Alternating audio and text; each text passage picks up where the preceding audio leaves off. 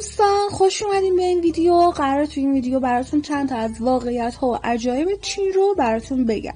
چین کشوری باستانیه که دونسته قدرت و تاریخ و فرهنگ غنی خودش رو حفظ کنه. امروز چین به خاطر رشد سریع اقتصادیش در جهان معروفه و هر روز آسمان خراش‌های جدیدی ظاهر میشه.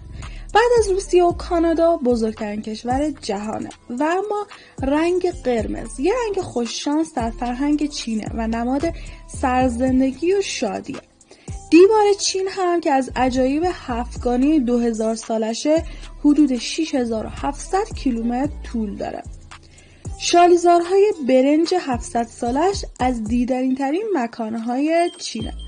بودای لوشان یه مجسمه غول‌پیکر با 71 متر ارتفاع روی صخره سنگی رو به کوه که تراشیده شده و از بزرگترین مجسمه‌های جهان به شمار میره. ارتش سفالین از عجایب دیگه چینه. این مجسمه‌ها بعد مرگ امپراتور همراه با او تو آرامگاهش دفن شدن که شامل 8000 سرباز هست. شهر ممنوعه، قلب سنتی چین که پایتخت پادشاهی چین باستان نامیده میشه، در پکن قرار داره و زمانی محل زندگی 24 امپراتور بوده.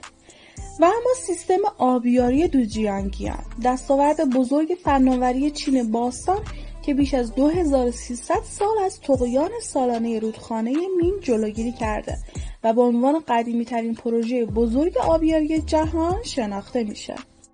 خانه‌های مردم هاکا در استان فوجیان که ساختمان‌های منحصر به فرد به سبک قلعه در مناطق کوهستانی به صورت پراکنده قرار گرفتند.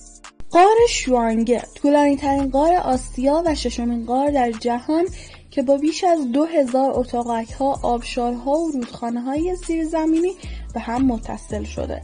از دیگر عجایب چین هم ساحل سرخ، تنگه ببر و جنگل سنگی شیلی میتوان نام برد. ممنون که تا اینجا با من همراه بودین. خوشحال میشم با لایک و سابسکرایب از من حمایت کنین.